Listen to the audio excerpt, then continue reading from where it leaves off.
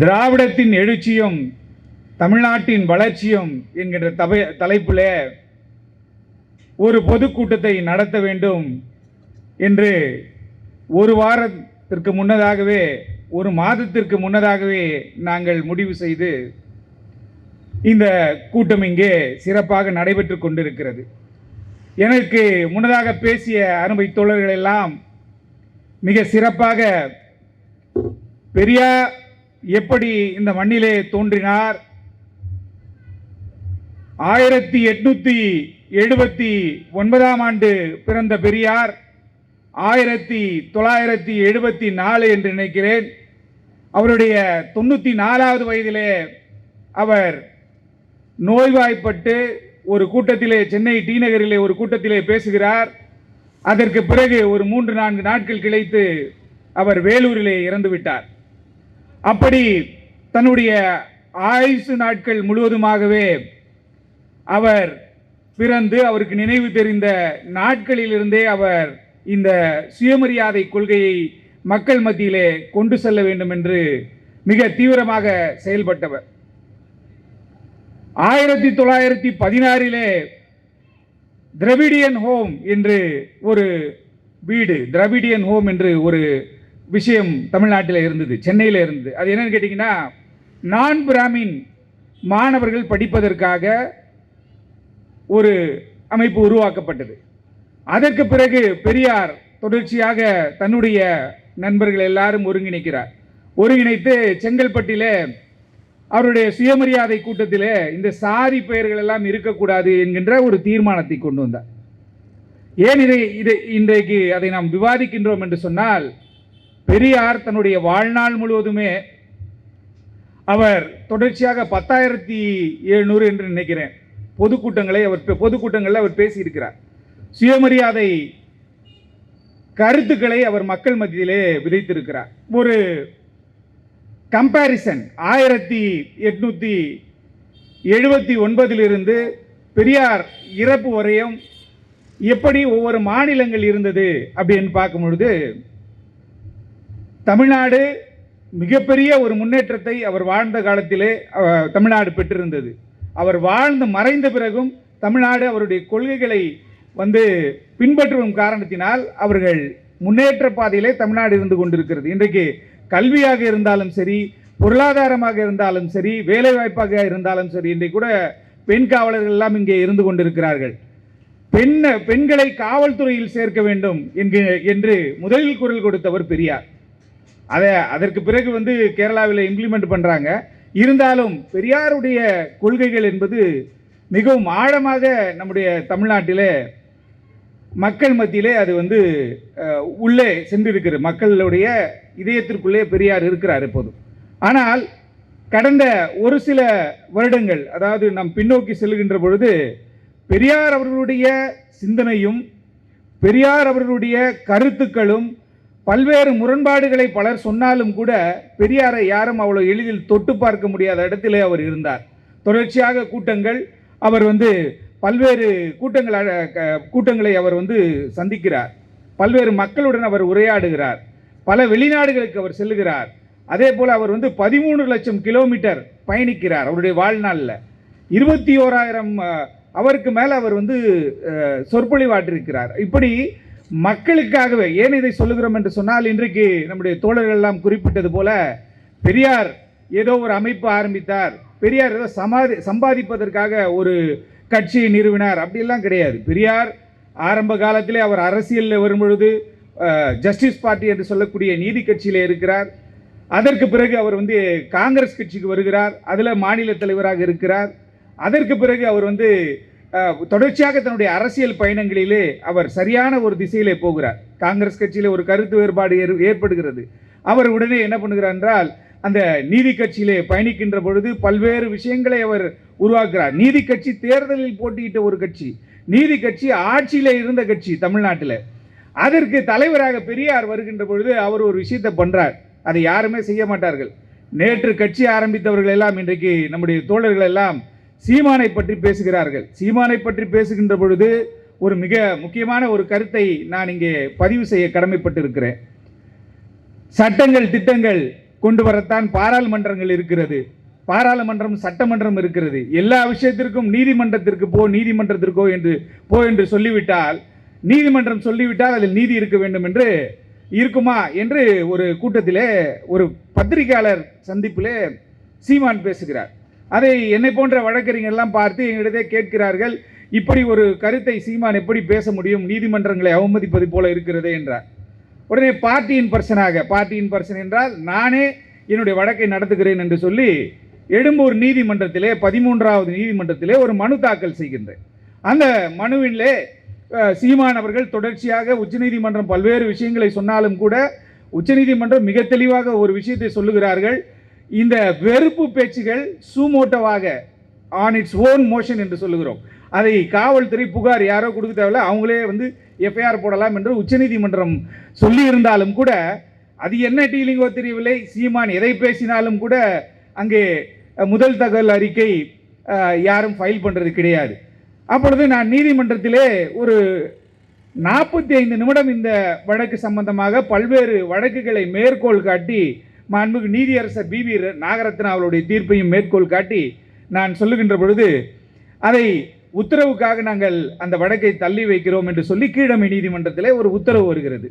அதற்கு பிறகு அவர்கள் ஒரு 13 பக்க உத்தரவு, அது ஒரு தனி மனிதனுடைய சுதந்திரம், அவர் எதை வேண்டுமானால் பேசலாம் என்று கீழமை நீதிமன்றம் சீமானுக்கு ஆதரவாக ஒரு விஷயத்தை அவர்கள் செய்கிறார்கள். அதற்கு பிறகு உடனடியாக ஒரு சில நாட்கள் கழித்து நம்ம கிரிமினல் ஆர்சி நீதிமன்றத்திலே ஒரு வழக்கு தாக்கல் செய்கிறோம். அந்த வழக்கில் சென்னை உயர் நீதிமன்றம் சீமான் மீது எஃப்ஐஆர் போட வேண்டும் என்று சொல்லி ஒரு உத்தரவு போட்டார்கள். ஆனால் இன்றைக்கு வரையும் அந்த எஃப்ஐஆர் எனக்கு வந்து சேரவில்லை. அது நம்முடைய காவல்துறை கையில் தான் இருக்கிறது. அவர்களே பிரஸுக்கு ஒரு தகவலை சொல்லுகிறார்கள், சீமான் மீது எஃப்ஐஆர் போடப்பட்டு விட்டாச்சு என்று சொல்லுகிறார்கள். அது அப்படி தொடர்ச்சியாக சீமான் என்ன பேசுகிறார் என்பதை நாம் ஒரு ஆய்வு மட்டும் பண்ணி பார்த்தோம் என்று சொன்னால், 2009 இறுதிக்கட்ட ஈழப்போரிலே கொத்து கொத்தாக அங்கே மக்கள் கொல்லப்பட்டார்கள். புலிகளுடைய தலைவர் பிரபாகரன் அவர்கள் தன்னுடைய குடும்பத்தை இழந்து அவர் அங்கே கொடுமையான முறையிலே அவர் கொலை செய்யப்பட்டார். அதற்கு பல்வேறு நாடுகள் துணை போயினர், அது நமக்கு தெரியும். இருந்தாலும் 2009 அவர் இந்த விடுதலை புலிகள் அமைப்பு இருக்கின்ற பொழுது விடுதலை புலிகளோடு தனக்கு இருக்கிற தொடர்பை அவர் சொன்னது கிடையாது. விடுதலை புலிகள் அமைப்பு முற்றிலுமாக அழித்து ஒழிக்கப்பட்டு விட்டது என்று இலங்கை இராணுவம் அறிவித்த பிறகு 2010 மே 18 என்று நினைக்கிறேன், சீமான் அவர்கள் நாம் தமிழர் கட்சி என்கின்ற, ஏற்கனவே அதை சீபா ஆதித்தனார் அப்படி ஒரு கட்சி வைத்திருந்தார், அமைப்பு வைத்திருந்தார். அதை அண்ணன் இளமாறன் அவர்கள் சொன்னது போல ஆடிட்டர் குருமூர்த்தி அவர்கள் மூலமாக அதை பெற்று அவர் ஒரு அமைப்பை உருவாக்குறார். அதுதான் நாம் தமிழர் கட்சி. ஏன் இன்றைக்கு நாம் இந்த மேடையில் நிற்பதற்கும் நாம் தமிழர் கட்சி ஒரு காரணமாக இருக்கிறது. எல்லாரையும் போல நாம் கடந்து போகிவிட முடியவில்லை. ஏனென்று சொன்னால் பெரியாரை கொச்சைப்படுத்துகிறார், எப்பேற்பட்ட தலைவர்களாக இருந்தாலும் அவர்களை கொச்சைப்படுத்துகிறார். இவரை கேட்பதற்கு யாருமே கிடையாது. நீதிமன்றமே சொல்லுகிறது. நான் ஒரு வழக்கிலே போய் வாதாடுகின்ற பொழுது நீதியரசரே சொல்லுகிறார், தம்பி உங்களுக்கு தெரியவில்லை, சீமான் மீது வழக்கு போட வேண்டும் என்று சொன்னால் 100 வழக்குகள் நாம் போட வேண்டும் என்று நீதிபதி சொல்லுகிறார். அதன் பிறகு இந்த சீமானுடைய விஷயங்கள் எல்லாம் ஒரு மர்மமாகவே இருக்கிறது. சீமான் எப்படி இவரும் ஒரு சினிமாவை சார்ந்தவர் தான். இப்போ இந்த கூட்டம் இருக்கிறது, நாங்கள் ஏற்கனவே சொன்னது போல எவ்வளவு பேர் வந்தாலும் நாங்கள் அவர்களை வரவேற்போம், எவ்வளவு பேர் வந்தாலும் அந்த கூட்டத்தில் பேசுவோம் என்பது போல சீமானுடைய விஷயங்கள் எல்லாம் ஒரு சந்தேகத்திற்கு இடமான ஒரு விஷயமாக இருக்கிறது. இவர் விஜயை சொல்லுகிறார், விஜயும் ஒரு சினிமா மாயை தான், இவரும் ஒரு சினிமாவை சார்ந்தவர் தான். ஒரே ஒரு வழக்கு, அந்த வழக்கில் ஒரு பெண்ணுக்கு எதிராக ஒரு வழக்கு நடக்கிறது. நேரடியாக போய் சந்தித்து ஒரு காம்ப்ரமைஸ் பேசி இல்லை ஏதோ ஒரு விஷயத்தை பேசி அதை முடிக்கின்ற ஒரு தைரியம் இல்லை. ஒரு காவல்துறை ஒரு சம்மன் அனுப்புகிறான், பலசரவாக்கமோ விருகம்பாக்கமோ நினைக்கிறேன்.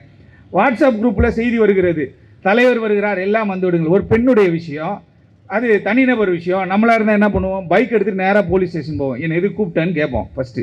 ஆனால் 2000 கட்சி தொண்டர்களை அங்கே வர வைத்து காவல்துறையை அவர் வெறுப்பேற்றுகிறார், டென்ஷன் பண்ணுகிறார். இப்படியெல்லாம் இவர் தொடர்ச்சியாக செய்கிறாரு. இன்றைக்கு இந்த மேடை நாம் இன்றைக்கு போட்டிருக்கிறது கூட சீமானுடைய ஒரு வழிகாட்டுதல் தான் நம்ம சொல்லணும். ஏன்னு கேட்டிங்கன்னா, சீமான் இன்னைக்கு தான் இன்றைக்கு பெரிய ஒரு கொள்கைவாதி எனவும் பெரியாருக்கு எதிராகவும் திராவிட இயக்கங்களுக்கு எதிராகவும் தொடர்ச்சியாக அவர் பேசிக்கொண்டே இருக்கிறார். ஆனால் எங்களை போன்று நூற்றுக்கணக்கான அமைப்புகள் புற்றிசல் போல தொடர்ந்து உருவாகி கொண்டே இருக்கும். ஏனென்று சொன்னால் பெரியார் இந்த மண்ணிலே பிறந்த காலகட்டத்திலே அவர் பிறந்ததே பார்ன் வித் சில்வர் ஸ்பூன். அவர் ஒன்றும் சீமான் மாதிரி கிடையாது, ஒன்றுமே இல்லாமல் ஜீரோவை வந்து இன்றைக்கு ஒவ்வொரு நண்பர்கள் சொல்லும் போது இத்தனை ஆயிரம் கோடி சொத்து சேர்த்து விட்டார் என்று சொல்லுகிறார்கள். அதே போல சீமானுடைய பின்புலம் என்று பார்க்கின்ற பொழுது அவருக்கு இன்றைக்கு பல்வேறு அமைப்புகள், அதாவது பெரியாரை எதிர்த்தவர்கள் எல்லாம் இன்றைக்கு சீமான் கைகோர்த்து நிற்கின்றார் என்கின்ற ஒரு செய்தி தெரிந்தவுடனே சீமானுக்கு எதிராக நாங்கள் களமிறங்குவோம். இன்றைக்கு வழக்கறிஞர்கள் எல்லாருமே அவர் அமைப்பு வைத்திருக்கிறார், கட்சி வைத்திருக்கிறார், அதெல்லாம் மாற்றுக்கிறதே கிடையாது. ஆனால் ஆரம்பத்தில் ஒன்று பேசுகிறார், அதற்கு அந்த ஆரம்பத்தில் கட்சி ஆரம்பிப்பதற்கு எங்கிருந்து நிதி வந்தது, அது யார் நிதி கொடுத்தார்கள், அந்த நிதி எதற்காக வாங்கப்பட்டது, அதற்கு பிறகு அந்த நிதியை எதற்காக இவர் பயன்படுத்தினார், இதுவரைக்கும் தமிழ்நாட்டில் எத்தனையோ பிரச்சனைகள் போய் கொண்டிருக்கிறது. என்றைக்காவது ஒரு நாள் இதோ இருக்கிறதே இலங்கை தூதரகம், அந்த இலங்கை தூதரகத்தில் போயிட்டு 2009 கொத்து கொத்தாக என்னுடைய மக்களை கொன்று குவித்தீர்களே அப்படின்னு சொல்லி ஒரு ஆர்ப்பாட்டம் பண்ணியிருக்காரா? போய் கேட்டு இழுத்து மூட்டினாரா? இல்லை, கிடையாது. அதே போல இங்கே பல்வேறு மணல் கொள்ளைகள் நடைபெறுகிறது என்று சொல்லுவார். ஆனால் அதற்கு பிறகு அவர் அமைதியாகி விடுகிறார். ஏன்னு கேட்டால் அதற்கு பின்னாடி ஒரு பிஹைண்ட் த ஸ்கிரீன் ஒரு டீலிங் போயிட்டு இருக்கு. இப்படி தொடர்ச்சியாக இளைஞர்களை வைத்து அவர் வியாபாரம் செய்து கொண்டிருக்கிறார், அரசியலை வியாபாரமாக மாற்றிக் கொண்டிருக்கிறார். இப்படிப்பட்ட காலகட்டத்தில் இளைஞர்களை எல்லாம் நாம் வந்து அரசியல் ரீதியாக கொள்கை ரீதியாக கொண்டு வர வேண்டுமே என்பதற்காகத்தான் இந்த அமைப்பு ஆரம்பிக்கப்பட்டது. நண்பர்களே, ஒரு விஷயத்தை நீங்கள் தெரிந்து கொள்ள வேண்டும். பெரியார் யாரிடம் கை நீட்டி அவர் வந்து ஒரு கூட்டம் நடத்த போகிறோம் என்று கடன் வாங்கினதோ எதுவுமே பண்ணது கிடையாது. பெரியார் வந்து தன்னுடைய சொத்துக்களை எல்லாம் பாதுகாத்து கொள்ள வேண்டும், தன்னுடைய சொத்துக்களை தன் மறைவுக்கு பிறகு அதை வந்து அந்த ட்ரஸ்ட்டை மெயின்டைன் பண்ணணும் அப்படின்றதுக்காக ஒரு திருமணம் பண்ணுறார். 70 வயது இருக்குன்னு நினைக்கிறேன். அவருக்கு அப்பொழுது என்ன பண்ணுறாங்கன்னு கேட்டால் அவரை வந்து என்ன பண்ணாங்க, ஒரு மாதிரி பேசுகிறாங்க. அதையும் அவர் கடந்து போகிறார். பெரியார் நீதி கட்சியிலிருந்து பிரிந்து நீதி கட்சி தேர்தலில் போட்டியிட்ட கட்சி, நல்லா தெரிஞ்சுக்கொள்ளுங்கள். சீமான் அவர்கள் 2010 மே 18 கட்சி ஆரம்பித்தார். அதுக்கப்புறம் தேர்தலில் நிற்கிறாங்க, தோக்குறாங்க. யாராவது ஒரு மனுஷன் தோக்குறதுக்கு தேர்தலில் நிற்பானா? தோக்குறதுக்காகவே இந்தியாவில் உருவாக்கப்பட்ட ஒரே கட்சி நாம் தமிழர் கட்சி, தோற்பதற்காகவே. நம்ம என்ன நினைக்கிறோம், ஒரு நண்பர் கவுன்சிலர் எலெக்ஷன் நிற்கிறாரு, அவருக்கு ஒரு ஸ்ட்ராட்டஜி சொல்கிறோம், அந்த கவுன்சிலர் எலெக்ஷன் கூட நீ விட்டுறக்கூடாதியா, இப்படிலாம் பண்ணணுயா அப்படின்னு விஷயத்தை சொல்கிறோம். ஆனால் 2010 கட்சி ஆரம்பித்து இன்றைக்கு 2026 நாம் இருக்கிறோம். ஆனால் 2026 வரையும் சென்னை மாநகராட்சியில் இருக்கக்கூடிய 200 வார்டில் ஒரு கவுன்சிலர் கூட உருவாக்க முடியல. எத்தனை சுயேட்சை கவுன்சிலர் இருக்காங்க தெரியுமா? அதே போல சட்டமன்றத்தில் இன்றைக்கு சட்டமன்ற தேர்தலில் போட்டிடுறாங்க, எப்பயோ வேட்பாளர்லாம் அறிவிச்சிருவாங்க. இவங்களுடைய வேலை திராவிட இயக்கங்கள் தமிழ்நாட்டில் செயல்படக்கூடாது, அது ஒரு அஜெண்டா கொடுத்துருக்காங்க. குறிப்பாகவே இன்றைக்கு நம்முடைய தோழர்கள் எல்லாம் சொன்னார்கள் இந்த என்டிஏ கூட்டணியை பற்றி. இந்த என்டிஏ கூட்டணியை பற்றி நாம் ஏன் பேச வேண்டும் என்று சொன்னால், நண்பர்களே, ஒரு விஷயத்தை தெரிந்து கொள்ளுங்கள். தொடர்ச்சியாக இந்த என்டிஏ கூட்டணி ஏற்கனவே டிடி விதிநகர் என்டிஏ கூட்டணியில் தான் இருந்தார், என்டிஏல. ஆனால் இவங்க என்ன பண்ணுறாங்கன்னா, ஒரு குறிப்பிட்ட தொலைக்காட்சி என்ன பண்ணாங்கன்னா ஒரு விஷயத்தை சொல்கிறாங்க, மெகா கூட்டணி அமைத்தது அதிமுக அப்படின்ற ஒரு விஷயத்தை சொல்கிறாங்க. அதிமுக எம்ஜிஆர் பெரியார் திருமணம் செய்து கொண்டார் என்று சொல்லி ஒரு கருத்து வேறுபாடு ஏற்பட்டு திமுக உருவாக்கப்பட்டது. திமுகவிலே பொருளாளருக்கும் கட்சி தலைவருக்கும் ஒரு பிரச்சனை ஏற்படுகின்ற பொழுது அவர் எம்ஜிஆர் தனியாக கட்சி ஆரம்பிக்கிறார். ஆனால் எம்ஜிஆர் கட்சி ஆரம்பித்த பொழுது பெரியார் என்ன சொன்னார் தெரியுமா? பெரியார் எம்ஜிஆரை வந்து இது பண்ண வேணாம் அப்படின்ற மாதிரி தான் சொன்னார். இருந்தாலும் பெரியாருடைய கான்செப்டுக்குள்ளே போகாமல் இவர் கட்சி ஆரம்பித்து ஆட்சி அமைத்து அவர் ரொம்ப நாள் சிஎம்மாக இருந்தார். அதில் ஒரு விஷயம் என்னவென்று சொன்னால், பெரியாருடைய கொள்கைகளை பின்பற்றினார் எம்ஜிஆர். எம்ஜிஆர் தொடர்ச்சியாக பெரியாருடைய சிந்தனைகளுக்குள்ளவே அவர் இருந்தார். ஆனால் எம்ஜிஆருடைய மறைவுக்கு பிறகு அதிமுக என்ன நிலைக்கு போனது, எவ்வளோ பிரச்சனைகள் ஏற்பட்டது. அம்மையார் அவர்கள் ஆட்சிக்கு வந்தார்கள், அவங்களும் இந்த கான்செப்டுக்குள்ளெல்லாம் போவே இல்லை, அவங்களா ஒரு லைனில் போயிட்டு இருந்தாங்க. அவங்களே என்ன சொல்கிறாங்கன்னா, பாஜகவோடு நாங்கள் கூட்டணி வைக்க மாட்டோம் என்றாங்க. ஏன்னா இது ஒரு அரசியல் மேடை, அரசியல் பேசி தான் ஆகணும், நாங்கள் யாருக்கும் பயப்பட மாட்டோம், அது எல்லாருக்குமே தெரியும். இன்னொரு விஷயத்தை நம்ம இங்கே பதிவு செய்ய கடமைப்பட்டிருக்கிறோம். தொடர்ச்சியாக ஒரு அன்லாஃபுல் ஆக்ட் ப்ரிவென்ஷன் ஆக்ட்னு ஒன்று இருக்குது, யுஏபிஏ. அந்த சட்டத்தில் என்ன சொல்கிறாங்கன்னு கேட்டால், மினிஸ்ட்ரி ஆஃப் ஹோம் அஃபேர்ஸ் என்ன சொல்கிறாங்க, தடை செய்யப்பட்ட அமைப்புகளுடைய தொடர்பில் இருக்கக்கூடாது, அதோட சின்னங்களை பயன்படுத்தக்கூடாது அப்படின்றாங்க. அதை ஒரு ஆய்வு பண்ணுறோம், யுஏபிஏவை ஆய்வு பண்ணி அதில் என்ன சொல்கிறாங்கன்னு கேட்டால், விடுதலை புலிகள் அமைப்பு ஒரு தடை செய்யப்பட்ட அமைப்பு அப்படின்றாங்க. அப்போ விடுதலை புலிகள் அமைப்புலேருந்து ஒரு கடிதத்தை வெளியிட்டாங்க, என்னென்று சீமானுக்கு எங்களுக்கு தொடர்பு இல்லைப்பா, அவர் கூட யாரும் தொடர்பு வச்சுக்காதீங்க அப்படின்ற மாதிரி சொல்லிட்டாங்க. அப்படி இருக்கும்பொழுது நாங்கள் அதில் ஒரு ஆய்வு பண்ணி என்ன பண்ணுறோம், இவருக்கு மட்டும் மினிஸ்ட்ரி ஆஃப் ஹோம் அஃபேர்ஸ், இப்போ தோழர் சொன்னது போல் ஒரு விஷயத்தை பதிவு செய்யணும். மினிஸ்ட்ரி ஆஃப் ஹோம் அஃபேர்ஸ் வரையும் தொடர்பில் இருக்கார். யார்? நாம் தமிழர் கட்சியினுடைய தலைவர். ஏனென்று கேட்டால் மினிஸ்ட்ரி ஆஃப் ஹோம் அஃபேர்ஸுக்கு டீட்டெயில் ரெப்ரசன்டேஷன் ஒன்று கொடுக்குறோம். பல விஷயங்கள், அதாவது நம்முடைய தோழர் அலிமல் புகாரி சொன்னது போல் பல மாநிலங்களில் இஸ்லாமிய அமைப்புகள் எல்லாம் யுஏபிஏன் கீழ் தடை செய்யப்பட்டிருக்கிறது. அதை பற்றி பேசினால் அவர்கள் கைது செய்யப்படுகிறார்கள். அதை பற்றி விளம்பர பதாகைகள் வைத்தால் அவர்கள் மீது குண்டர் தடுப்பு சட்டம் போடப்பட்டது. அப்படி இருக்கின்ற பொழுது இங்கே தமிழ்நாட்டில் விடுதலை புலிகள் தலைவர் பிரபாகரனுடைய மறைவுக்கு பிறகு ஒருத்தன் உருவாகி வரா, வந்து என்ன சொல்கிறா, கதையாக சொல்கிறான், ஆமக்கறியை சாப்பிட்டோம், பூனைக்கறியை சாப்பிட்டோம், இப்படிலாம் பல்வேறு விஷயங்களை சொல்கிறாங்க. எதற்காக சொல்கிறேன்னா, சீமானை தவிர எல்லாரும் அங்கே இருக்கிற தம்பிகள் எல்லாருமே நல்ல தம்பிகள், அதில் மாற்றுக்கிறது கிடையாது. ஏனென்று கேட்டால் அவர்கள் ஒரு தவறான ஒரு புரிதலில் போய்கிட்டு இருக்காங்க. பிளைண்டாக ஒருத்தரை ஃபாலோ பண்ணுறாங்க. இந்த காலகட்டத்தில் பிளைண்டாக ஃபாலோ பண்ணதுனால தான் 41 பேர் கரூரில் செத்து போனான். ஏன்னா நம்ம என்ன சொல்லுவோம், ஒரு சினிமா நடிகர் வராருன்னா, ஒரு கூட்டம் வரப்போகுதுன்னா வீட்டில் இருக்கவங்ககிட்ட அங்கே போகாதீங்க பண்ணுவோம். ஆனால் இவன் ஒரு ஆள் வரப்போகிறாரு அப்படின்னும் பொழுது ஒரு பெரிய கூட்டம் போகிறது. அந்த கூட்டம் போகின்றப்ப அவன் பெற்றோர் பேச்சை கேட்கல, அப்பாவை கொன்றுவன்றான், ஓட்டு போடாட்டி நீ வந்து எங்களுக்கு ஓட்டு போடாட்டி நான் கொன்றுவன்பான்றான். அப்படிப்பட்ட ஆட்களை வைத்து ஒரு அமைப்பு ஆரம்பிக்கப்பட்டது. அண்ணன் தம்பி என்று சொல்லி இவர்கள்லாம் இந்த சினிமாவுக்குள்ளே இருக்கக்கூடியவர்கள். நாங்கள் என்ன பண்ணுறோம், இந்த யுஏபி ஆக்ட் அதை நீ ஏன் இம்ப்ளிமெண்ட் பண்ணக்கூடாது? சீமானுக்கு எப்படி நீங்கள் வந்து இந்த சின்னத்தை கொடுத்தீர்கள்? சீமான் எப்படி வந்து விடுதலை புலிகள் தலைவர் பிரபாகரனுடைய படத்தை பயன்படுத்துகிறார்? யாராவது அவருக்கு அங்கீகாரம் கொடுத்துருக்கீங்களா? இல்லை மினிஸ்ட்ரி ஆஃப் ஹோம் அஃபேர்ஸில் நீ அங்கே பண்ணி பீகாரில் பண்ண உத்தரப்பிரதேசம் ஏன் இவர் மீது நடவடிக்கை இல்லைன்னு ஒரு வழக்கு போடுறேன். அதில் நண்பர்களே ஒரு விஷயத்தை நீங்கள் புரிந்து கொள்ள வேண்டும். எனக்கே ஷாக் ஆகிடுச்சு. ஒரு வழக்கு போட்டேன், அந்த வழக்கில் ஒரு முக்கியமான பாயிண்ட் போடல, அதனால் அதை விட்ரா பண்ணுங்கன்னு சொல்கிறோம். சொல்லிவிட்டு ஃப்ரெஷ்ஷாக அடுத்தது ஒரு விஷயம் போடும் பொழுது ஒரு சின்ன பிழை தான் ஏற்பட்டுருச்சு. அந்த பிழைக்காக அந்த டைப் செட்டை பிரித்து பார்க்கும்பொழுது நிறைய புகைப்படங்கள் இருந்துச்சு.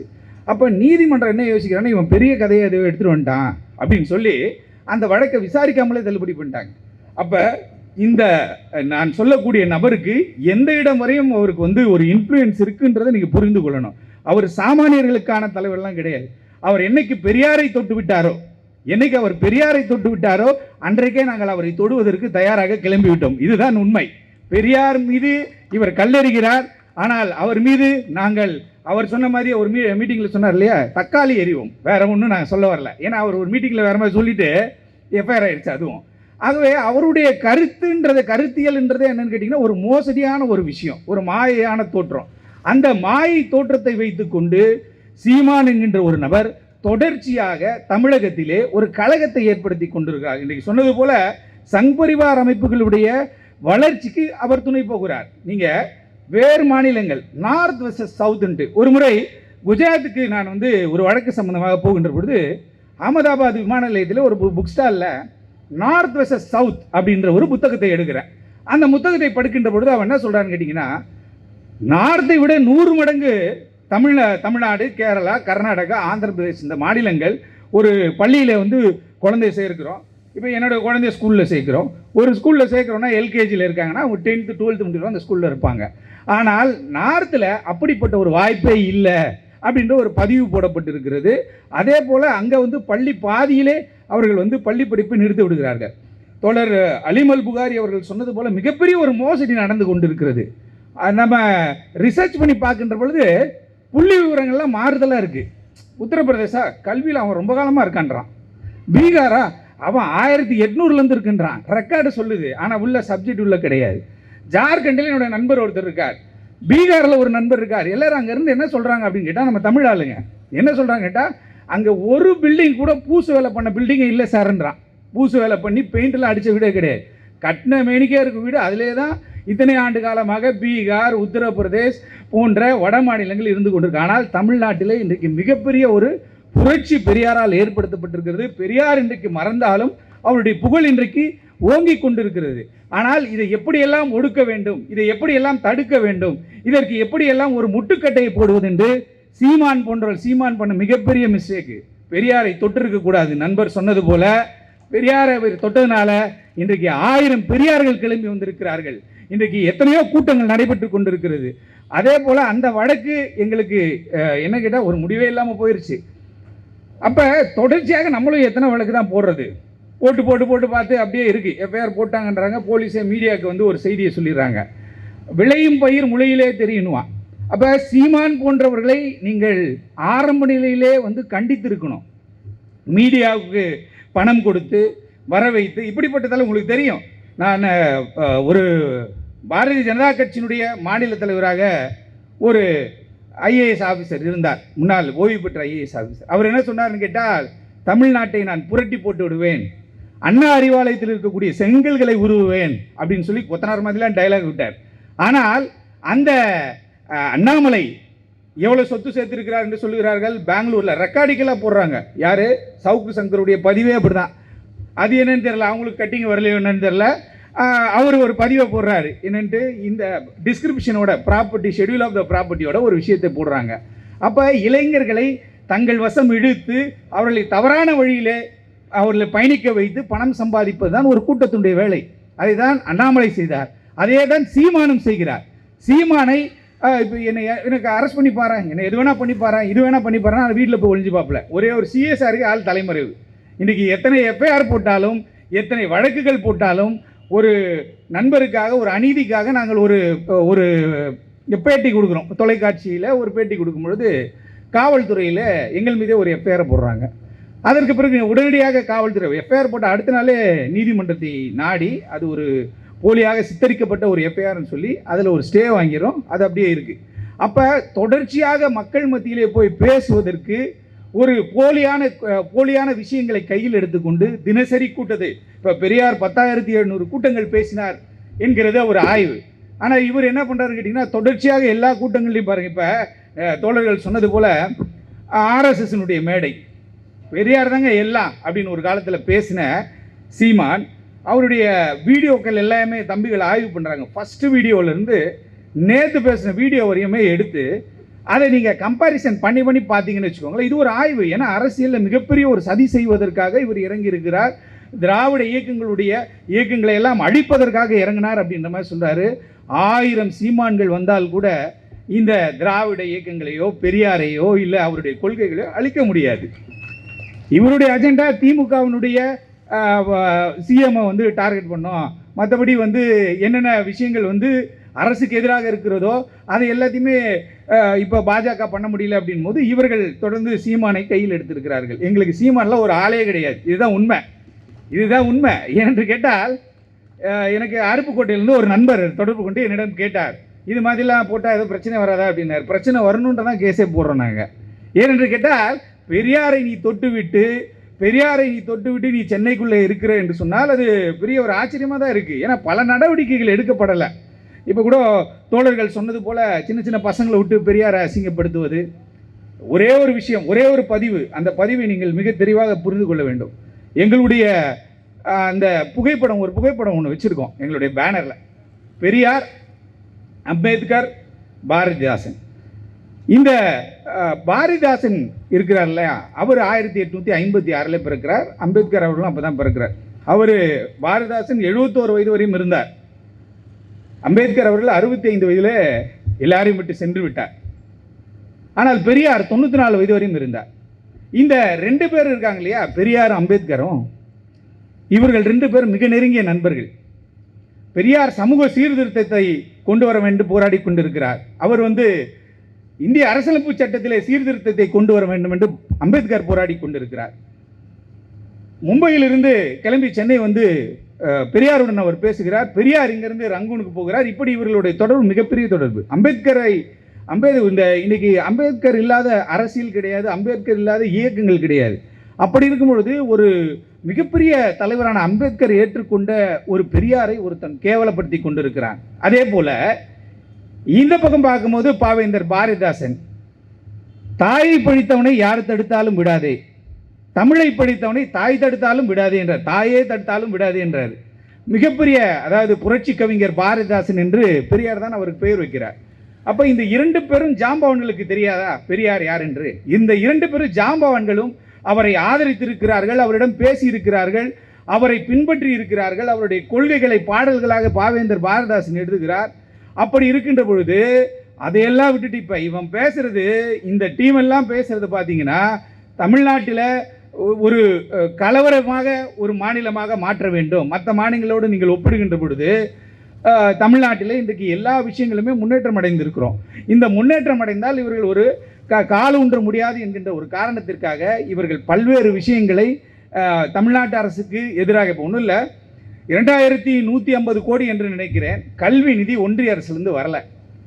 உச்சநீதிமன்றத்தில் வழக்கு போட்டோன்னா ஆர்டினரி கேஸை தான் பார்க்க முடியும், இது ஒன்றும் அர்ஜென்ட் கேஸ் இல்லைன்ட்டாங்க. அது என்ன கதைன்னே தெரில. ஆனால் விஜயோட வழக்கு எடுக்கின்ற பொழுது எங்கே அந்த 41 பேர் செத்து போன பிறகு அதை உடனே என்ன பண்ணுறா, சிபிஐக்கு மாற்றிட்டு அதில் ஒரு விஷயத்தை போடுறாங்க, தமிழ் அதிகாரிகள் இருக்கக்கூடாது அப்படின்ற மாதிரி ஒரு விஷயத்தை போடுறாங்க. அப்போ மாநில கல்விக் கொள்கைக்குள்ளே உள்ள நுழைதான் நமக்கு அதே நமக்கு ஒரு சிக்கலை உருவாக்க. அதே போல் நீட்டில் பார்க்கும்பொழுது நீட் தேர்வில் அனிதா இறந்து போகிறார்கள், முதல் மாணவி, நல்ல மாணவி. ஆனால் நீட் எக்ஸாமில் ஸ்கூலில் ஃபஸ்ட்டு நீட்டில் ஃபெயில் ஆயிடுறாங்க. ஆனால் நீங்கள் நான் குஜராத் போயிருக்கிறேன், பல மாநிலங்களுக்கு பயணிக்கின்ற பொழுது பார்க்குறேன், தகுதியே இல்லாத அண்ணன் உமாபதி அவர்கள் கூட பீகாருக்கு போய்ட்டு ஒரு வீடியோ போட்டிருந்தார். அந்த வீடியோவில் அவர் மிக தெளிவாக சொல்லுவார், இங்கே பாருங்கள் இவனுக்கு தான் நீட் எக்ஸாம் எழுதிட்டு வந்திருக்கானுங்கன்ட்டு. அப்படி பல மோசடிகள் ஒரு பேட்டர்ன் தமிழ்நாட்டுக்காக ஸ்ட்ரிக்டாக இருக்கும் அந்த கொஸ்டின்ஸ்லாம். அதே நேரத்தில் நீங்கள் பீகாருக்கு எடுக்கிறீங்களா, உத்தரப்பிரதேசுக்கு எடுக்கிறீங்களா, உத்தரப்பிரதேசில் மாடியில் ஏறி பிட்டு பேப்பர் கொடுக்குறாங்க. இங்கெல்லாம் பார்த்தீங்கன்னா பெண்களுடைய ஆடை எல்லாத்தையும் ரிமூவ் பண்ணி அவங்கள மிக கொடுமைப்படுத்துகிறான் தமிழ்நாட்டில். அப்படி இருக்கும் பொழுது இவர்களுடைய விஷயமே என்னன்னு கேட்டிங்கன்னா, தமிழர்களுக்கு எதிராக அது எந்த வடிவில் வேணாலும் இவர்கள் வருவார்கள். அப்படி ஒரு வடிவு தான் நமக்கு இன்றைக்கு சீமான் செய்து கொண்டிருக்கிற சேட்டைகள். சீமானுடைய அண்ணன் சொன்னது போல் சீமானுடைய கட்சி மிக விரைவில் கரைந்து போகும். நீங்கள் நல்லா தெரிஞ்சுக்கோங்க, ஊடகத்தில் இது நிறைய பேருக்கு போகும். அப்படி இருக்கின்ற பொழுது சீமான் என்றைக்கு பெரியாரை தொட்டாரோ, என்றைக்கு ஆர்எஸ்எஸ் மேடையில் ஏறி பார்ப்பன கடப்பாறையை வைத்து நான் திராவிட கோட்டையை உடைப்பேன் என்று சொன்னாரோ, அன்றைக்கு அதையும் ரசிக்கிறாப்புல. அதாவது இந்த முகஸ்துதி பண்ணுவாங்க இல்லையா, இப்போ நம்ம டொனால்டு ட்ரம்ப் பண்ணுவார், பாகிஸ்தான் அதிபரை கூப்பிட்டு நீ அன்னைக்கு ஒன்று சொன்னியே அதை சொல்ல மைக்கில் அப்படின்வார். அது மாதிரி தான் இன்றைக்கு சீமான் செயல்பட்டு கொண்டிருக்கிறார். சீமானை பொறுத்தவரையில் இந்த கூட்டம் நல்லா தெரிஞ்சுக்கணும் ஒரு விஷயத்தை. நீங்கள் இந்த கூட்டமே பெரியாருக்கு எதிராக யாரெல்லாம் திரளுகிறார்களோ, இன்றைக்கு பெரியார் கூட்டத்தை நடத்தினார். 10,700 கூட்டத்தில் அவர் பேசியிருக்கார். அவர் இறக்கும்போது அவர் கையில் மூத்திர சட்டி ஒரு குச்சி இருக்கும், அந்த டியூப்பில் யூரின் போயிட்டே இருப்பார். அப்படி தன்னுடைய உடலை வருது கொண்டு இவர் பானு சில்வர் ஸ்பூன், பெரிய கோடீஸ்வரன். இன்றைக்கி எவ்வளோ சொத்து இருக்குது திருச்சியில் பாருங்கள், இங்கே பெரியாரத்தில் அன்னைக்கே அவ்வளோ சொத்துக்கள் வைத்திருந்தார். யார்கிட்டையும் போய் கடன் வாங்கி கை நீட்டி கட்டிங் கேட்டு ஃபோன் பண்ணல. ஒரு பெண் பொறுப்பாளர் ஒருத்தங்க இருந்தாங்க காளியம்மாள்ட்டு, அவங்கள போட்டு அசிங்கமாக திட்டுறது. இப்படி அரசியலை அநாகரிகமாக்கியதில் சீமானுக்கு மிக முக்கியமான ஒரு பங்கு இருக்குது. இந்த 10-15 ஆண்டுகளில் நடந்த சம்பவம் 2010 2026 இருக்கும். அநாகரிகமான அரசியல்னா என்ன அப்படின்ற ஒரு விஷயம். ஏன்னா இப்போ அரிஸ்டாட்டலை படிக்கின்றோம், பிளாட்டோவை படிக்கிறோம், அப்படிலாம் இருந்த காலம் போய் இவர் தான் இன்னைக்கு தமிழகத்தை காப்பாற்ற போகிறார். யார்? சீமான் தான் தமிழகத்தினா அடுத்த லெவல் பாவர் அப்படின்ற மாதிரி ஒரு விஷயத்தை பதிவு பண்ணுறது. நான் நாம் தமிழர் கட்சியினுடைய ஒரு இடத்துல ஒரு டீம் இருக்குது, அங்கே போய் பார்க்கும்பொழுது பார்த்தா எல்லாம் சின்ன சின்ன பசங்க 10வது 11வது படிக்கிற பசங்களை வச்சுக்கிட்டு சமூக வலைதளங்களில் பதிவு போடுறது. நம்ம ஒரு பதிவு போட்டோன்னா அசிங்கசியமாக பதிவு போடுறது. இப்படி ஒரு அநாகரிக அரசியலில் தான் இன்னைக்கு பெரியாரை இவர்கள் கொச்சைப்படுத்துகிறார்கள். ஆனால் பெரியார் எப்படின்னு கேட்டிங்கன்னா, இதுமாதிரி 1000 பேரை பார்த்துட்டார், 94 வயசு இருந்தார், அவர் எவ்வளோ பேரை பார்த்துருப்பார். அதனால் பெரியாருடைய கொள்கைகளை உள்வாங்கி இருக்கிறவர்கள் என்றைக்குமே இந்த இந்தியா முழுவதுமே அவர் பயணிக்கிறார், வெளிநாடுகளுக்கு போகிறார், எல்லாம் போகிறார். ஆனால் தமிழ்நாட்டில் அவர் மிகப்பெரிய ஒரு தாக்கத்தை ஏற்படுத்தியிருக்கிறார்.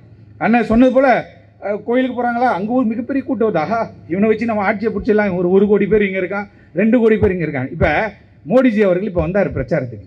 அந்த பிரச்சாரத்தில் பார்த்தீங்கன்னா ராம்விலாஸ் பாஸ்வான் மிகப்பெரிய தலைவராக இருந்தார், லோக் ஜனசக்தி பீகாரில். அவர் மிகப்பெரிய அதிகமாக இந்தியாவில் ஓட்டு வாங்கினவர். அந்த ராம்விலாஸ் பாஸ்வானுடைய மகன் இன்றைக்கி என்ன பண்ணுறாரு கேட்டால் அவர் கூட இருக்கார். எல்லா தலைவர்களையும் விலை கொடுத்து வாங்கி விட்டார். நான் குஜராத்துக்கு போயிருக்கும் பொழுது ஒரு காங்கிரஸ்க்கு காந்தி நகர் நினைக்கிறேன், அந்த தொகுதியில் அந்த மணிநகர் தான் மோடி இருக்கிற வீடு, காந்தி நகர் இங்கே இருக்குது. அந்த காந்தி நகர் தொகுதியில் ஒரு காங்கிரஸ் கட்சியினுடைய மிக முக்கியமான ஒரு ஆள், காலங்காலமாக 4 வாட்டி அவன் தான் எம்எல்ஏ. ஆனால் இந்த வாட்டி என்ன பண்ணிட்டாங்கன்னு கேட்டிங்கன்னா, நம்முடைய உள்துறை அமைச்சர் போய் அங்கே உட்காந்துட்டார், ஒரு கவுன்சிலர் எலெக்ஷன் மாதிரி போய் உட்காந்து ஒரு பெரிய டீலை பேசி அவனை காலியே பண்ணிட்டாங்க.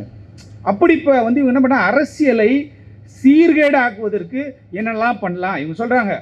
அதாவது என்னன்னா இந்த கின்ஷிப் அவங்க சித்தப்பா அரசியல் இருக்கார், பெரியப்பா அரசியல் இருக்கார், உதயநிதி ஸ்டாலின் இருக்கார், அவங்க அப்பா சிஎம் ஆயிட்டார், அவங்க தாத்தா வந்து இதான் நேரம் போனார் அப்படின்றாங்க. ஆனால் ஒரு விஷயத்தை நம்ம தெரிந்து கொள்ள வேண்டும் நண்பர்களே, அதிகப்படியான இந்த குடும்பத்தினர் இருக்கக்கூடிய அரசியல் கட்சியாக இன்றைக்கி பாரதிய ஜனதா கட்சி இருந்து கொண்டு இருக்குது. பியூஷ் கோயல் ஒரு டைலாக் விடுறாரு, அவர் ஒரு பக்கம் வர்றாரு, அனுராக் தாக்கூர் ஒரு பக்கம் என்ன சொல்கிறார், தமிழ்நாடு ஒரு மிகப்பெரிய தொல்லையாக இருக்குப்பா அப்படின்ற மாதிரிலாம் சொல்கிறாங்க. ஆனால் இவர்கள் எல்லாருமே பார்த்தீங்கன்னா ஆட்சி அதிகாரத்தை ருசிக்க வேண்டும். இன்றைக்கி 13 வருஷம் 12 வருஷம் ஆயிடுச்சு. இந்த 12 வருஷத்தில் எந்த மாநிலமாவது தமிழ்நாட்டை விட ஒரு பாயிண்ட் மேலே இருக்குன்னு சொல்லுங்கள். ஒரு புள்ளி விவரத்தை காட்ட சொல்லுங்கள். இவனுங்க காட்டினா அது போகஸ் புள்ளி விவரம். புள்ளி விவரத்தை நம்ம தான் உருவாக்கணும். அப்படி ஒரு புள்ளி விவரத்தை பார்க்கின்ற பொழுது தமிழ்நாடு என்கின்ற மாநிலம் நம்ம இப்போ போகிறோம், பரவலாக போகின்ற போது பார்க்குறோம். இதில் கல்வி, வேலைவாய்ப்பு, பொருளாதாரம், அரசியல் எல்லாவற்றிலுமே நம்ம உயர்ந்த ஒரு நிலையில் தான் இருக்குமே தவிர பின்னோக்கி நம்ம என்றைக்குமே போகல. ஆனால் நீ பின்னோக்கி போனோம் அப்படின்றதுக்காக என்ன பண்ணுறாங்கன்னா, இப்போ அண்ணன் சொன்னது போல் கொலையாளிகள் எல்லாம் ஒரு டீமு, ஜாதி அமைப்பெல்லாம் ஒரு டீமு. ஒருத்தர் என்ன சொல்கிறாரு, தென் மாவட்டங்களில் எங்களை மீறி அவனும் வின் பண்ண முடியாதுடா. எப்படி ஏன்னு கேட்டால் இவர்கள் எல்லாம் வந்து ஒரு டிமாண்ட் கிரியேட் பண்ணுவதற்காக இந்த சாதி அமைப்புகளை கையில் எடுத்துக்கிறது, ஒரு கட்டிங் பேசுறது. என்கிட்ட இவ்வளோ பேர் இருக்காங்க. வழக்குகள், அடுக்கடுக்கான வழக்குகள். இப்போ சொன்னது போல் மருத்துவர் ராமதாஸ் மீது வழக்கு, டிடிவி தினகரன் மீது வழக்கு. டிடிவி தினகரன் நேற்று தான் போன மாதிரி, நான் வந்து எடப்பாடி கிட்ட போகிறதா நான் தூக்கு மாட்டி செத்துருவேன்னாரு. ஆனால் இன்றைக்கி வரையும் அவர் சாவலை. அப்போ இவரெல்லாம் பெரியாரை மறந்துட்டாங்க. ஆனால் நாங்கள் பெரியாரை எங்களுடைய மனதுக்குள்ளே வைத்திருக்கிறோம், எங்கள் மூளைக்குள்ளே வைத்திருக்கிறோம், எங்களுடைய செயல்பாடுகளில் வைத்திருக்கிறோம். அப்படி இருக்கும்பொழுது பெரியாரை எங்கெல்லாம் இவர்கள் தூற்றுகிறார்களோ அங்கே நாங்கள் மேடையிட்டு அவரை போற்றுவோம். இதில் மாற்றுக்கிறதே கிடையாது. நீ எங்கே வேணால் மீட்டிங் போடு, அதே இடத்துல அதே பாயிண்டில் அடுத்த நாள் நாங்கள் மீட்டிங் போடுவோம். அப்படி இருக்கும்போது இங்கே பொருளாதாரம் அவர் கையில் சேர்ந்துருச்சு. அப்படியே ஜிம்முக்கு போகிறது, உடம்பை ஏற்றுறது, நம்மளால் டைமே இல்லை, தூங்குறதுக்கு சுற்றுறோம். அப்படியே ஃபிட்டாக வந்து என்ன பண்ணுறது, மீட்டிங்கில் பேசிட்டு பெரியார் ஒஸ்ட்டு, அவர் என்ன பண்ணார், இதை பண்ணார், மயிரை பிடுங்கினார், இப்படிலாம் பேசுகிறானுங்க மீட்டிங்கில். இதெல்லாம் நம்ம கேள்விப்பட்டதே கிடையாது. ஏன்னா ஒரு நாகரிகமற்ற ஒரு அரசியலில் வந்து தமிழக மக்கள் மத்தியில் அவர் கொண்டு வரணும்னு நினைக்கிறாரு. அது முறியடிக்கப்படும். இன்றைக்கு தோழர்கள்லாம் ஒன்றிணைந்திருக்கிறார்கள். தோழர் இளமாறன் அவர்கள் பல்வேறு கருத்துக்களை, நான் நிறைய பேச வேண்டியிருந்தது, இருந்தாலும் அவர் எனக்கு முன்னதாக பல கருத்துக்களை அவர் பதிவு செய்து விட்டார். ஆகவே திராவிடத்தின் எழுச்சிக்கு ஒரு முக்கியமான ஒரு விஷயம் மூளையாக பெரியார் தான் செயல்பட்டிருக்கிறார். பெரியார் எல்லாரையும் ஒருங்கிணைத்திருக்கிறார். இன்றைக்கு பதவி வரைக்கும் கவுன்சிலர் சீட்டு கொடுப்பான ஒரு விஷயம் தெரியுமா உங்களுக்கு? தெரியல. மும்பையில் ஒரு கவுன்சிலர் எலெக்ஷனுக்கு போட்டிடுவது 100 கோடி ரூபாய் தேவை. இப்போ ஆராய்ச்சி பண்ணி பாருங்கள், 100 கோடி ரூபாய் இருக்கணும் ஒரு கவுன்சிலர் எலெக்ஷன் நிற்கிறதுக்கு. மகாராஷ்டிராவில் இன்றைக்கி பாரதிய ஜனதா வெற்றி பெற்றுச்சுன்னு பேப்பரில் போடுறான்ல, ஒரு கவுன்சிலருக்கு 100 கோடி கையில் வச்சு செலவு பண்ணுறான், அவன் வரான். ஆனால் கோடிக்கணக்கான பணம், தொண்டர்கள் பட்டாளம், எப்பயுமே அவரை சுற்றி ஏகப்பட்ட பேர் இருந்த பொழுதும் கூட பெரியார் எனக்கு வந்து இந்த தேர்தல் அரசியல் வேணான்னு சொல்லிட்டு ஜஸ்டிஸ் பார்ட்டி நீதி கட்சியிலிருந்து 1944 நினைக்கிறேன், அவர் என்ன பண்ணுறாருன்னா வெளியில் வந்து திராவிடர் கழகத்தை ஆரம்பிக்கிறார். இவர்கள் என்ன கேட்டால் வெளியில் இருந்தால் அரசியல் அழுத்தம் கொடுப்பாங்க. பலர் அவர்கிட்ட இப்போ கேட்டாங்க, நம்ம தேர்தலில் போட்டிடுவோம், சட்டமன்ற உறுப்பினராகவும். அப்போ இருந்த கவர்னர்லாம் அவர் அப்ரோச் பண்ணுறாங்க. ஏன்னு கேட்டால் பெரியார் வந்து இது மட்டும் கிடையாது, 28 அமைப்புகளில் 28 அமைப்பு கௌரவ தலைவராக இருப்பாங்கல்ல. ஒரு மனுஷன் கேரக்டர்லேயும் குவாலிட்டிலையும் கரெக்டாக இருந்ததுன்னா பதவி கொடுப்பான். சும்மா ரோட்டில் போகிற ரவுடி பையனுக்கோ பொறுக்கி பையனுக்கோ அதை பொறுப்பு கொடுப்பாங்களா? அப்படி பெரியாருக்கு 28 பொறுப்புகள். 28 பொறுப்புலையுமே அவர் வந்து என்ன பண்ணுறாரு கேட்டிங்கன்னா பக்கவாக இருக்கார். கோயிலை பராமரிப்பதற்கான ஒரு பொறுப்பு கொடுக்குறான். அரிசி கூடலாம் நீங்கள் தான் ஏன் பார்த்துக்கணுன்றான். வெள்ளைக்கார துறை என்ன பண்ணுறான், வந்து கை கட்டி நிற்கிறான் யார்கிட்ட, பெரியார்கிட்ட. ஏனென்று கேட்டால் பெரியார் ஒரு கொள்கைவாதி. இவர் எதனாலும் வந்து சாதிப்பார். இங்கே ஒரு பிரச்சனை நடந்துட்டு இருக்கு, காங்கிரஸ் கட்சியில் இருக்கும்பொழுது அவரை கூப்பிட்றான் எங்கே, வைகோமுக்கு. அங்கே நான் கேரளா போகும்போது பார்த்தேன், வைகோமில் ஒரு சிலைலாம் வச்சுருக்காங்க. அப்போ போகும்பொழுது என்ன பண்ணாங்கன்னா அவருக்கு ஒரு விஷயம் தெரிகிறது. என்னென்னா அங்கே வைக்கத்தில் வந்து ஒரு பெரிய பிரச்சனை போயிட்டுருக்கு, ஒரு சாதி பிரச்சனை கையில் எடுத்துட்டானுங்க அப்படின்னோடனே இங்கேருந்து அங்கே போகிறாரு. 4 மாதம் 5 மாதம் சிறையில் இருக்கார். அப்போ மாநிலம் விட்டு மாநிலம் தாவி போனவர். அப்படிப்பட்ட ஒரு தலைவரை இன்றைக்கு நம்மெல்லாம் இன்றைக்கி படிச்சிருக்கோம், பல்வேறு விஷயங்களை தெரிந்து வைத்திருக்கிறோம், அரசியல் ரீதியாக நிறைய கருத்துக்களை பகிர்ந்து கொள்கிறோம்ன்ற ஒரு சூழ்நிலையில் நம்மெல்லாம் இன்றைக்கி உருவாகிருக்கோம்னா அதற்கு பெரியார், அம்பேத்கர் போன்றவர்கள் தான் காரணம். இப்போ ஒரே ஒரு ஐடியாலஜி, அம்பேத்கரும் பாரதிதாசனும் பெரியாரை அவர்கள் வந்து போற்றினார்கள். அப்படி இருக்கும் பொழுது இவர்கள் பெரியாரை தாழ்த்துகின்ற பொழுது ஒரு விஷயத்தை நீங்கள் புரிந்து கொள்ள வேண்டும் தோழர்களே. இவர்கள் பெரியாரை மட்டும் தாழ்த்தவில்லை, அங்கே அம்பேத்கரையும் தாழ்த்தி பேசுகிறார்கள். ஏன்னா அம்பேத்கர் ஒரு மிகப்பெரிய ஆள். அவரை விட்டு இங்கே இந்தியாவில் அரசியல் கிடையாது. உலக நாடுகளில் நீங்கள் ஒரு ஆராய்ச்சி பண்ணுங்கள், அதிக சிலைகள் வைக்கப்பட்டிருக்கிறது யாருக்குன்னு பார்த்தீங்கன்னா டாக்டர் அம்பேத்கருக்கு. வெளிநாடுகளில் நீங்கள் போய் பார்த்தீங்க அப்படின்னா வெளிநாடுகளிலும் பாராளுமன்றங்களிலும் சட்டமன்றங்களிலும் அவருடைய வெண்கல சிலை அங்கே வந்து மின்னுது. ஏன்னு கேட்டிங்கன்னா அவர் அந்த சோஷியல் ரெஃபர்மேஷன் என்கின்ற ஒரு விஷயத்துக்குள்ளே போகிறார், மக்களுக்காக போராடுகிறார். அப்படியெல்லாம் இன்னைக்கு இருக்கிற சீமானோ அவர் கூட இருக்கிற மாமானோ எந்த பிரச்சாரமும் இவனுக்கு பண்ணல. இவனுக்கு ஒரு ஹாலுக்குள்ளே உட்காந்துக்கிறது, ஒரு டிஜிட்டலைஸ்டு பாலிடிக்ஸ் அப்படின்னு சொல்லிட்டு என்ன பண்ணுறது, கண்டதையும் பேசுறது, அதை போட்டு என்ன பண்ணுறது. ஒரு டீம் உங்களுக்கு தெரியும் இல்லையா, வார் ரூம். இப்போ வந்து ஒரு தேர்தலில் போட்டியிடும்போது பார்த்தீங்கன்னா 5000 ஓட்டு தான் வாங்குறான் ஒருத்தர். இல்லை மகாராஷ்டிராவில் என்னடா 1000 ஓட்டுன்னு பார்த்தா இவனோட ஃபாலோவர் சமூக வலைதளங்களில் பார்த்தா மில்லியன் கணக்கில் இருக்குது. அப்போ சமூக வலைதளங்களில் போலியான கணக்குகளை உருவாக்கி அதை அப்படியே என்ன பண்ணுறது, ரீட்வீட் பண்ணுறது. அதே போல் திருப்பி போட்டு என்ன பண்ண கேட்டால் மிகப்பெரிய அமைப்பாக காட்டுறான். இவனுங்களாம் ஜீரோ. நல்ல ஒரு விஷயத்தை நீங்கள் தெரிந்து கொள்ள வேண்டும். பெரியார் இல்லாவிட்டால் இன்றைக்கு தமிழ்நாட்டில் சமூக நீதி கிடையாது. பெரியார் இல்லாவிட்டால் இன்றைக்கு வந்து தமிழ்நாட்டில் அனைவரும் ஒன்றாக இருக்க முடியாது. அங்கே குழப்பத்தை ஏற்படுத்த வேண்டும் அப்படின்லாம் எவ்வளோ பேர் நினைத்த காலத்திலும் கூட தன்னுடைய சொத்து பத்து எல்லாத்தையும் விட்டுட்டு மக்களுக்காக போராடினார். அவர் ரிட்டையர்மெண்ட் ஆகிட்டு இவ்வளோ சொத்து இருக்குது, அதை பார்த்துக்கலாம், கல்யாணம் வேறு பண்ணிட்டோம், அந்த சொத்தை பார்த்துக்கிறதுக்காக ஒரு கல்யாணத்தையும் பண்ணிட்டார். அதை அதிகாரப்பூர்வமாக சொல்லிட்டு தான் பண்ணுறாரு, அதிகாரப்பூர்வமாக அறிவிச்சிடறாரு. எங்கள் மணியம்மை நான் கல்யாணம் பண்ண போகிறேன்ட்டு 48லையோ 49லையோ அறிவிச்சிடுறாரு. ஃபஸ்ட்டு வந்து ஒரு நோட்டிஃபிகேஷன் கொடுத்துறாரு. ஐயா அவங்க வந்து என்னை பார்த்துக்கிறது அசிஸ்டண்ட்டாக இருந்தாங்க, எனக்கு உடல்நிலை முறியல, நான் இதை பார்த்துக்கிறேன் அப்படின்ற அப்படி ஒரு ஆண்மையுள்ள மனிதனாக பெரியார் இருந்திருக்கிறார். ஓடி போய் அவர் ஒளியில் யாராவது விட்டு பஞ்சாயத்து பண்ணி சொல்லலை. இந்த பஞ்சாயத்துக்கு போனாங்கல்ல இந்த ஒரு அக்கா விஜயலட்சுமி, அந்த பஞ்சாயத்து போனால் பாதி பேர் எனக்கு தெரிஞ்சவன், அவன் அப்டேட் பண்ணிட்டே இருப்பான், எனக்கு இது ஆயிடுச்சுன்னா அதாயிடுச்சுன்னா அப்படின்லாம் சொல்லுவான். ஆனால் சீமான் அவர்கள் தமிழ்நாட்டிலே வளரவே அரசியல் கட்சி ஒன்றை உருவாக்கி திராவிட இயக்கங்களை நாசம் செய்ய வேண்டும் என்கின்ற காரணத்திற்காக தான் அவர் கட்சி ஆரம்பித்தார். இன்றைக்கு அது பட்டவர்த்தமாக முறியடிக்கப்பட்டிருக்கிறது. நம்முடைய தோழர்கள் எல்லாம் இன்றைக்கு திராவிடத்தின் எழுச்சியும் தமிழ்நாட்டின் வளர்ச்சியும் பெரியாரால் மட்டுமே கொண்டு வரப்பட்டது. அவருடன் அம்பேத்கர் இருந்திருக்கிறார், அவருடன் வந்து அந்த கருத்துக்களை எடுத்து செல்வதற்காக பாவேந்தர் பாரதிதாசன் இருந்திருக்கிறார். இப்படிப்பட்ட தலைவர்கள் எல்லாம் கிடைக்க நாம் கொடுத்து வைத்திருக்க வேண்டும். ஆகவே இந்த இறுதியாக நாம் எடுக்கப் போகின்ற ஒரு முடிவு என்னவென்றால், எங்கெல்லாம் சீமான் கூட்டம் நடக்கிறதோ அங்கெல்லாம் அவர்களுக்கு எதிராக நாம் கூட்டம் நடத்த போகிறோம். அதே போல் எங்கெல்லாம் இவர்களுக்கு பெரியாருக்கு எதிராக கருத்துக்களை பதிவு செய்கிறார்களோ, இப்போ நிறைய கேஸ் போடலாம். இப்போ பெரியார் அவர்களை அவதூறாக பேசுனதுக்கு நான் வழக்கு போட முடியும். ஆனால் நமக்கே நிறைய வழக்கு இருக்குது. நிறைய வழக்கு எனக்கு இல்லை, நம்ம கேஸ் நிறைய வச்சுருக்கோம். அப்படின்றதுனால அதை பார்க்கறதுக்கே நமக்கு நிறைய நேரங்கள் இருக்க நேரம் இல்லாதனால இந்த விஷயத்துக்கு போல அமைப்பு ரீதியாக நாம் அவர்களை டார்கெட் செய்கின்ற பொழுது தான் நாம் வெற்றி பெற முடியும். பெரியாருடைய கொள்கை வெற்றி பெறும், அம்பேத்கருடைய கொள்கை வெற்றி பெறும், பாவேந்தர் பாரதிதாசன் அவருடைய கொள்கை வெற்றி பெறும். சட்ட ரீதியாக நாம் வந்து பெரியாரை எதிர்ப்பவர்களை சந்திப்போம். பெரியார் புகழ் ஓங்குக, அம்பேத்கர் புகழ் ஓங்குக. நன்றி, வணக்கம்.